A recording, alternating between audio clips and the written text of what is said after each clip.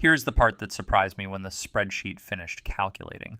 Two of the platforms on this board carry leader placement in a January 2026 Gartner Magic Quadrant for data and analytics governance platforms. Exactly the kind of evidence you paste into a steering committee deck when someone asks why you spent seven figures. Neither of them finished first, neither finished second.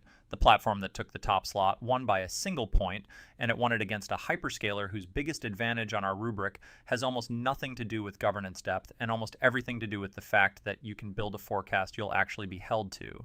There's also a tie at the bottom that I did not expect, a decade-old catalog incumbent scoring identically to a feature bundled inside a data platform. I'll walk the scoring first, then we'll go worst to best. This is scored the way I'd score a real vendor assessment, not the way a launch blog would. 6 criteria, fixed weights, applied identically to every platform. Governance depth and policy enforcement carries 25% because a governance platform that only advises is a documentation project with a login page.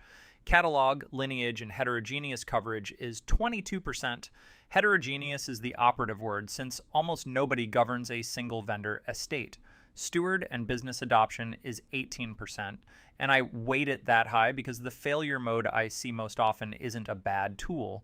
It's a good tool nobody outside the data team opens.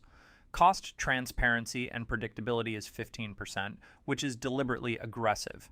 If you can't model the third-year bill, you can't defend the renewal. Interoperability and automation, meaning APIs and infrastructure as code, is 12%. Analyst validation and vendor viability is the last 8% because it matters for internal cover, but it should never outvote whether the thing works. Be clear on this.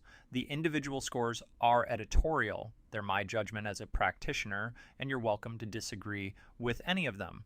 The math on top of those scores is fixed and identical across all 6, so if you reweight for your own environment, the ordering will move in predictable ways. Everything factual I cite comes from vendor documentation and analyst material I could verify. Everything else I'll flag as opinion, worst to best, starting now.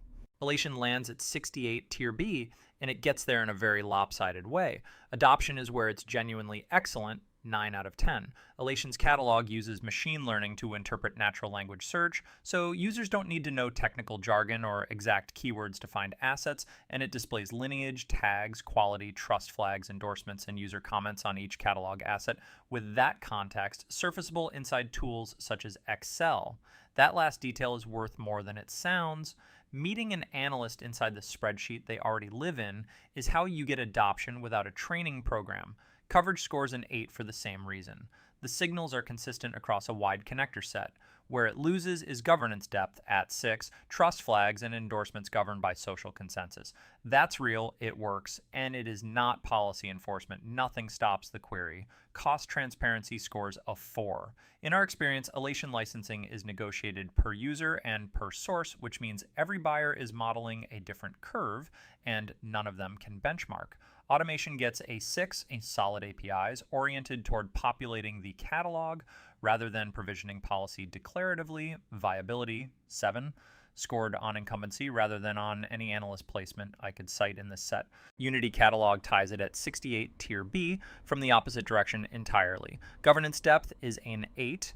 A Unity Catalog Metastore is the top-level container for data in Databricks, and it registers metadata about securable objects such as tables, volumes, external locations, and shares, along with the permissions that govern access to them.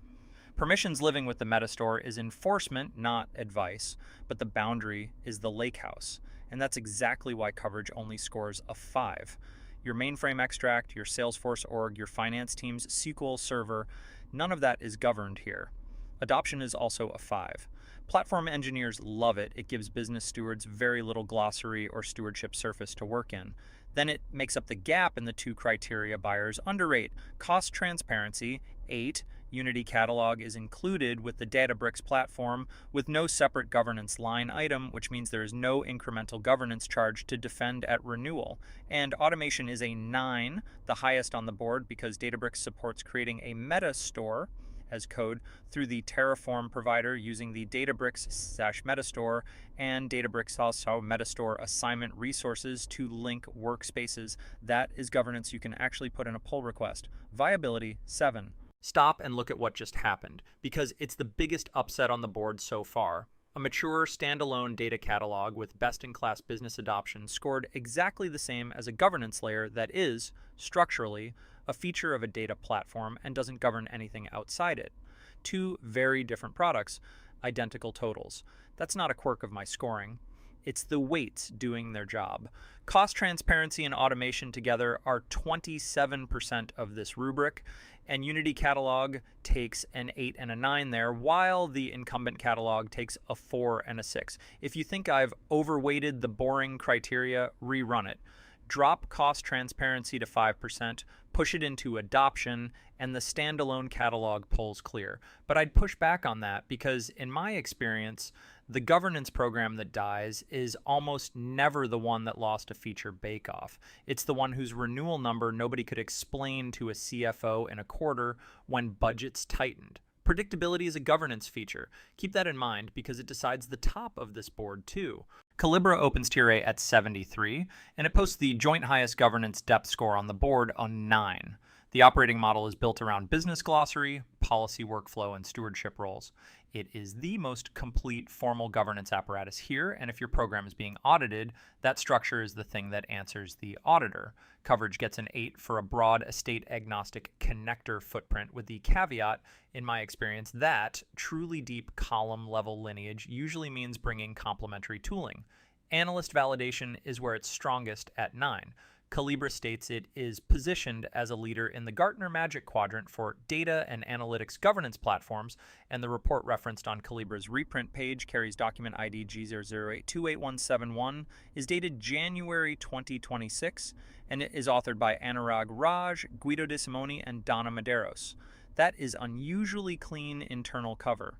So why only 73? Adoption 6. It is powerful for dedicated stewards and heavier for the casual business user than the adoption first catalogs. And cost transparency 4, the lowest on the board alongside Alation. In our experience, this is quote-driven enterprise licensing, which means you're negotiating leverage, not a published rate, determines what you pay. Automation 7. Informatica CDGC takes 74 and posts the best coverage score on the board, a 9. If your estate includes 20-year-old systems alongside 3 clouds, the scanner and lineage breadth here is genuinely hard to match, and that's the single most common reason large enterprises shortlist it. Governance depth is also a 9. In my experience, the reason is the coupling to ingestion, data quality, and master data inside the wider IDMC stack.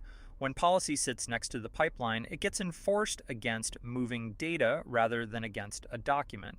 Analyst validation is a 9, and it is the best evidenced on the board.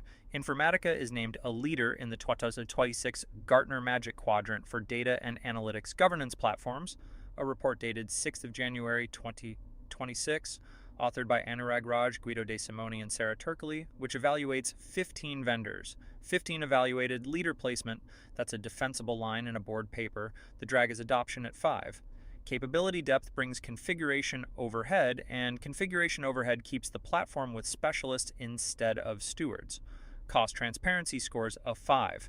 CDGC uses IPU-based consumption pricing, which is at least unit-based, but forecasting it without profiling your real workloads is guesswork. Automation 7. Microsoft Purview takes second at 75, and it does it on the criterion most vendors treat as an afterthought. Cost transparency scores a 9, the highest number on this entire board, and here's why. Microsoft's current pricing model for Purview data governance took effect on January 6, 2025. Unified catalog billing counts unique governed assets on a daily basis, and that daily count derives the monthly charge. Microsoft's own Purview Data Governance Masterclass Labless Unified Catalog at 0.0165 per asset per day, approximately 50 cents per unique governed asset per month in US dollars. And critically, Purview only bills a data asset as governed when it is linked to governance concepts such as data products, critical data elements, or data quality. Unlinked assets are not counted. Managed assets are priced uniformly across Azure regions. That combination means you can build a forecast from your own asset counts and defend it line by line. Governance depth is an 8, blending those catalog concepts with the security and compliance stack, though workflow maturity trails the specialists. Coverage is a 7. Excellent inside Azure and Microsoft 365, less compelling as a neutral catalog. Adoption 6. The reorganized unified catalog still asks stewards to relearn. Automation 7. Viability 8. Atlan wins at 76, and it wins the way modern platforms tend to. No single dominant score, no serious weakness in the criteria that carry weight. Adoption is a 9. The collaboration first interface and embedded context are the central design bet of the product, and in my experience, it's the one platform in this set where business users actually return unprompted. Automation is also a 9. The API first active metadata architecture suits event-driven workflows and metadata as code, which matters if you want governance to keep pace with a stack that redeploys weekly. Coverage 8. Strong across the modern stack with less proven reach into legacy on-premises estates. Analyst validation is an 8.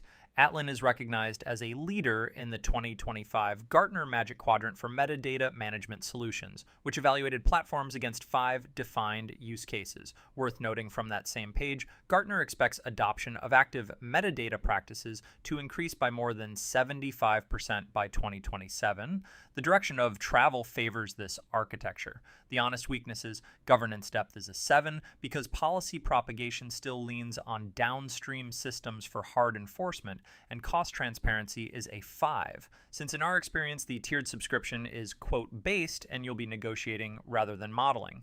Here's the finished board, worst to best. Alation Data Catalog 68, Tier B. Databricks, Unity Catalog 68 Tier B, a dead tie from completely opposite strengths. Collibra Data Intelligence Platform 73 Tier A, with the deepest formal governance apparatus in the set and the joint lowest cost transparency.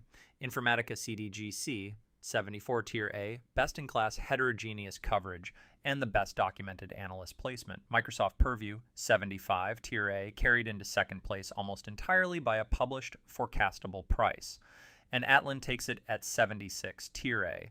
The winning margin is 1.1.